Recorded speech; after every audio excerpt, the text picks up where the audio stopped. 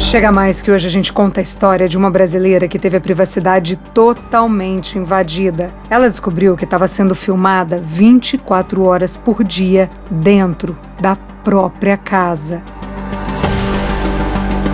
Tinha uma câmera escondida no quarto dela. Gente, dentro do quarto que ela alugava. Mas essa nem é a pior parte da história. Além dela, outras meninas alugavam quartos na mesma casa. E as câmeras não ficavam só em um quarto, mas sim em todos e também nos banheiros.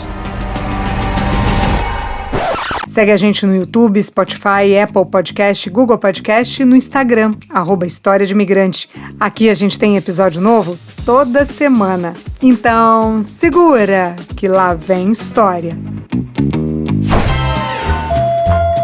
Seja muito bem-vindo a bordo. Estamos prestes a aterrissar em História de Imigrante. Hoje vamos contar a história da Fátima.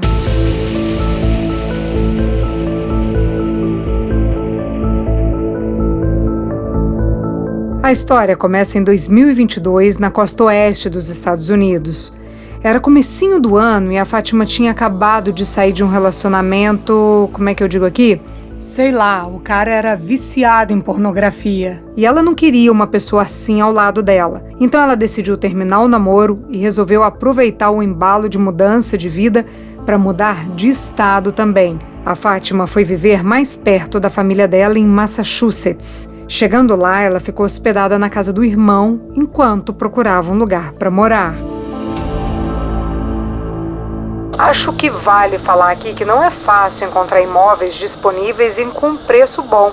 E na maioria das vezes, quando a pessoa está sozinha à procura de um imóvel, ela acaba alugando um quarto na casa de alguém. Esses quartos de aluguel são mais fáceis de encontrar e os preços também são bem mais acessíveis.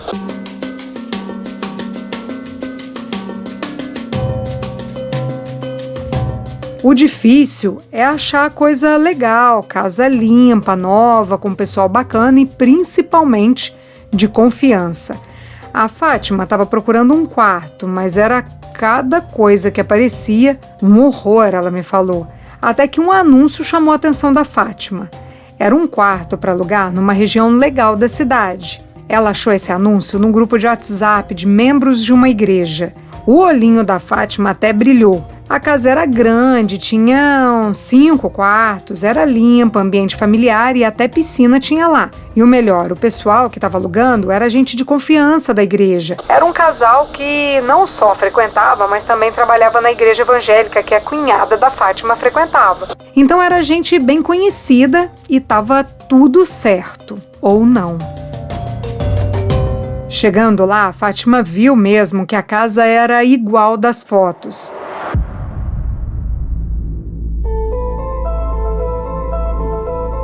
Era uma casa de 2 andares. Na parte de cima ficavam 4 quartos e tinha mais um quarto no andar de baixo.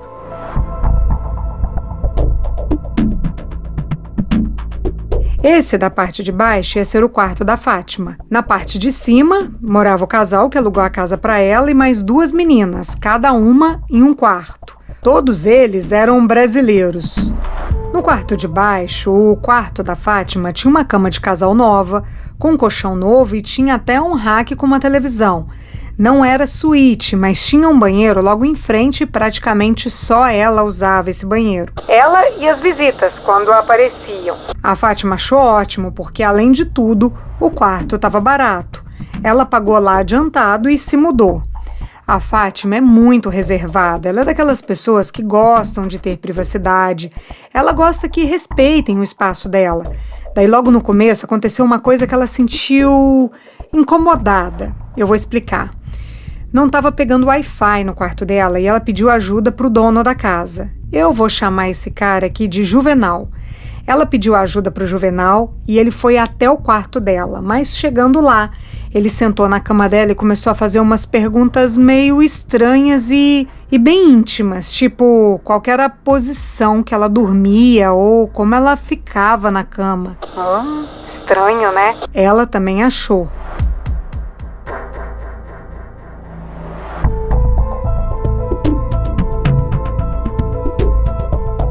Mas aí ele mostrou para ela lá que a internet dele estava conectando normalmente, só que quando ele mostrou o aparelho para Fátima, o celular dele, ela viu uma notificação de presença. Ele tinha acabado de receber uma mensagem que mostrava que alguém tinha passado perto de uma câmera. Ela não viu a imagem da pessoa, só a notificação no celular mesmo. Na hora, ela não deu muita atenção para aquilo, porque a entrada da casa tinha câmeras, então essa notificação podia estar vindo dali. Deixa eu dar uma pausa aqui para falar quem é o Juvenal. O Juvenal é um homem moreno, de estatura mediana, muito simpático e comunicativo. Ele tinha uma empresa de pintura, mas sempre estava em casa. Ele era um pouco assustador também.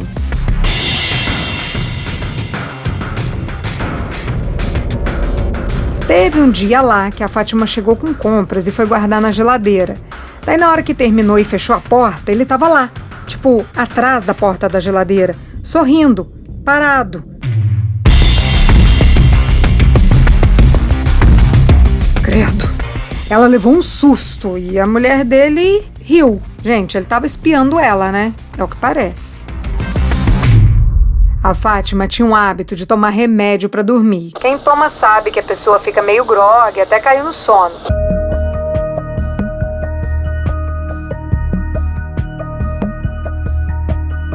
Então já tinha um mês que a Fátima estava morando nessa casa quando numa noite uma luzinha chamou a atenção dela.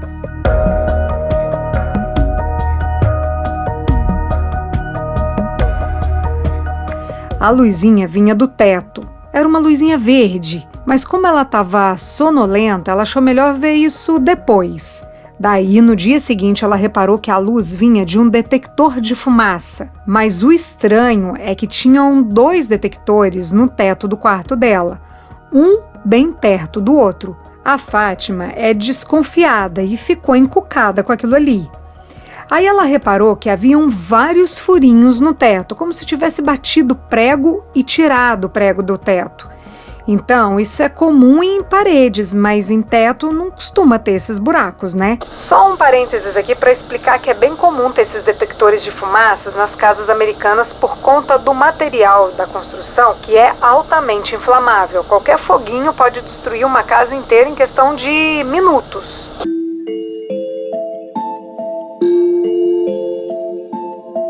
Continuando aqui na história, no final do dia, quando a Fátima chegou em casa, ela foi procurar na internet se aquele aparelho com luz verde não era, na verdade, uma câmera. E aí veio o susto.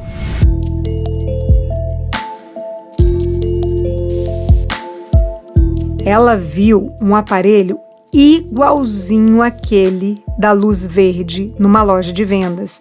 E não era um detector de fumaça de verdade. Era sim uma câmera escondida.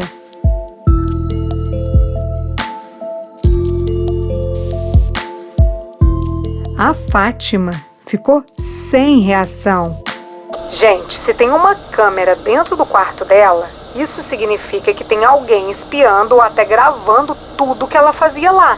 E pensar que tinha alguém de olho nela trocando de roupa, quando ela fazia a higiene pessoal ali dela, a intimidade inteira da Fátima. Nossa, o espião via até onde ela guardava dinheiro, senha de bancos, de aplicativo, tudo. É muita informação que uma câmera dessa pode registrar.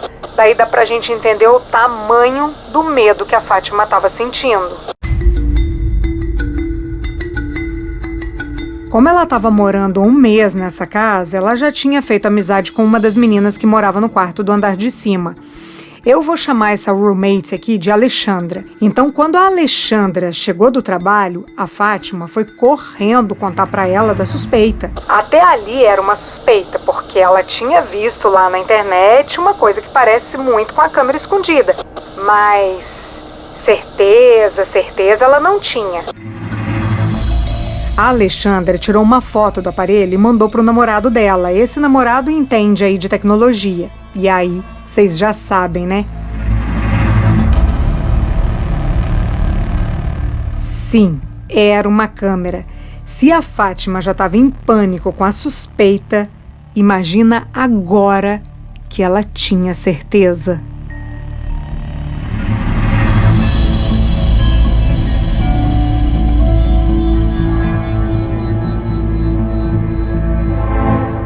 A Fátima ficou horrorizada. As duas saíram desconcertadas rumo à delegacia. A Fátima colocou o aparelho na bolsa e, chegando lá, veio mais uma confirmação.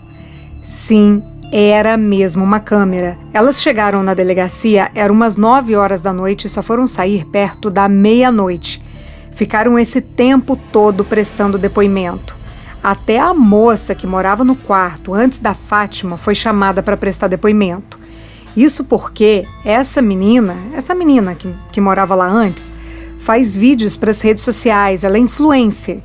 E por que a polícia chamou essa garota lá? Porque queria ver os vídeos que ela fez no quarto.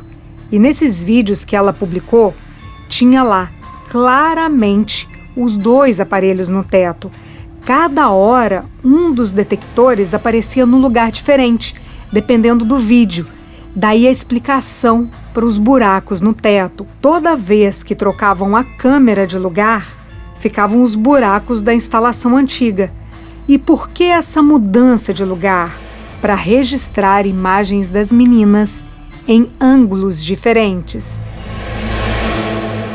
Olha só, isso aqui não é só coisa de voyeur, não. De gente tarada, que gosta de ficar olhando mulher pelada. Pode até ser isso, mas pode ser coisa muito pior. Pode ser tráfico humano, porque imagens assim valem grana no mercado negro.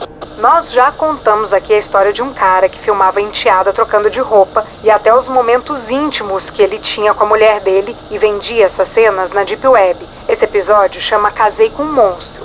A Deep Web é um lugar na internet que não tem nenhuma fiscalização.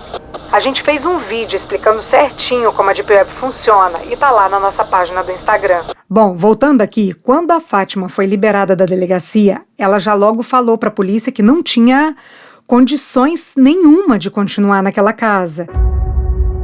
Até porque ela estava com muito medo do Juvenal. A câmera estava dentro da bolsa dela, lembra? Ele podia estar ali vendo toda a movimentação pelo monitor, pelo celular dele. Não tinha como ela saber o que podia acontecer. Daí a polícia armou um esquema. As meninas foram para casa e entraram direto para o quarto, cada uma para o seu quarto, para pegar as coisas, enquanto a polícia esperava na porta. Tava todo mundo dormindo dentro da casa. Já era tarde, né? Era mais de meia-noite. Mas quando a Fátima entrou na casa, totalmente paranoica, ela viu que na sala também tinha um detector falso. E mais, pasmem, uma câmera no banheiro que ficava ao lado do quarto dela.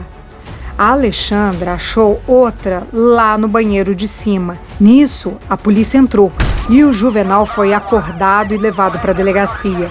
A mulher dele defendeu o marido, disse que ele era inocente, que não tinha nada disso.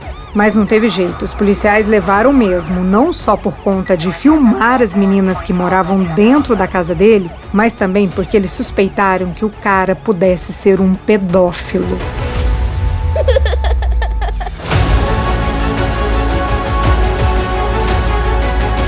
Mas de onde veio essa suspeita da polícia? O Juvenal tinha um hábito de fazer festas na piscina e sempre tinham crianças nessas festas. Onde que as crianças trocavam de roupa? Onde que elas colocavam biquíni, calção? No mesmo banheiro que a Fátima usava. No banheiro que ela também achou uma câmera escondida. E pior, tinha uma escola infantil bem em frente à casa deles. Então, para prevenir qualquer outro crime, a polícia levou o Juvenal preso. A Fátima teve ali 15 minutos para arrumar as coisas dela, pegou o que dava, colocou tudo em um saco de lixo e foi para a casa do irmão completamente abalada. Dentro da cabeça dela não tinha outro pensamento a não ser que tipo de imagens ele tinha dela, no banheiro, no chuveiro, na cama, e quem estava vendo esse material, onde esses vídeos tinham chegado.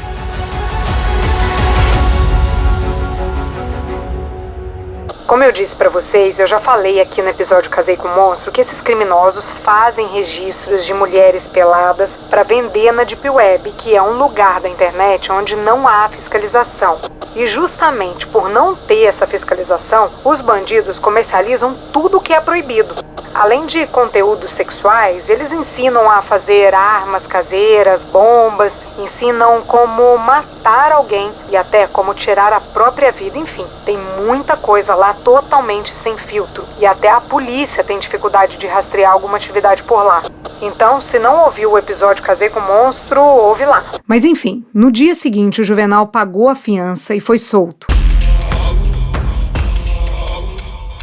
A Fátima acha que foi em torno de $1.400 o valor dessa fiança. E aí marcaram a corte para ele.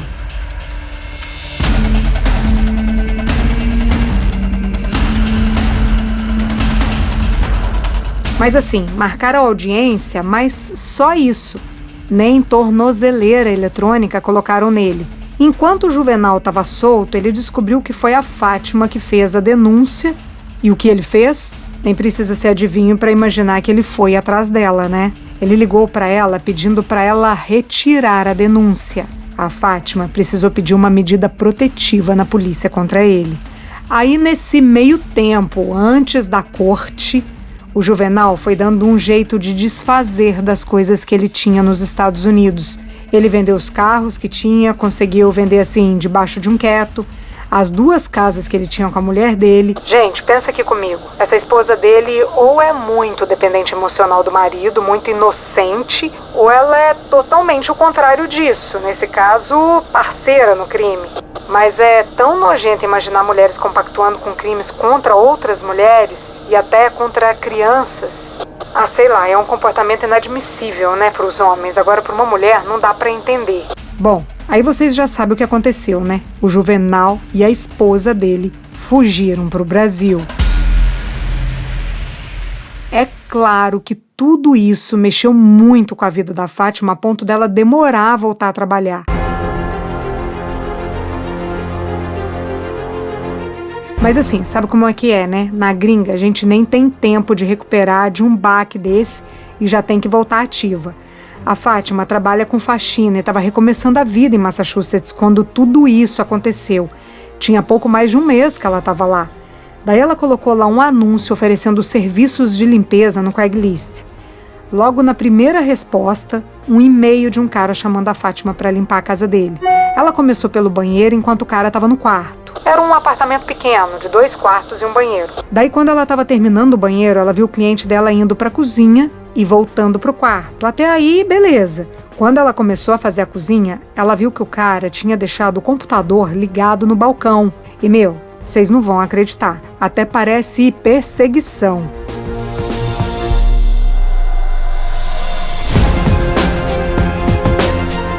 O notebook estava ligado, passando um filme pornográfico. Agora pensa, você sozinha numa casa com um cara que você não tem a menor ideia de quem seja e ele faz uma dessas? Bota o computador do teu lado com um filme pornô? Consegue imaginar isso?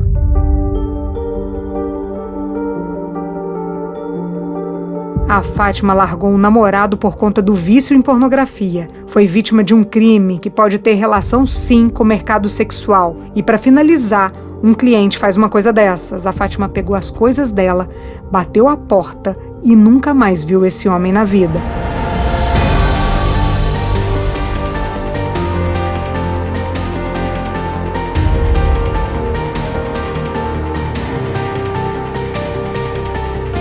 Sobre o Juvenal, ele está sendo procurado pela polícia por violência sexual, mas depois que ele fugiu para o Brasil, ela nunca mais ouviu falar dele. Essa foi a história da Fátima. Na semana que vem a gente conta uma história que só pode ser coisa do destino. Uma brasileira estava vivendo num relacionamento tóxico, com abuso financeiro, quando foi procurar um cara que jogava búzios para tentar ali salvar a relação amorosa dela. Só que esse cara não deu bem a resposta que ela esperava. Na real, o que o homem falou deixou nossa brazuca com uma pulguinha atrás da orelha, algo como: seu amor tá longe daqui, você vai casar com um estrangeiro. Mas como se ela tinha acabado de financiar o apartamento com o namorado? E mais, como é que ela podia se apaixonar por um gringo, sendo que ela nem conhecia nenhum? A gente conta tudinho na próxima quinta, aqui no podcast História de Imigrante.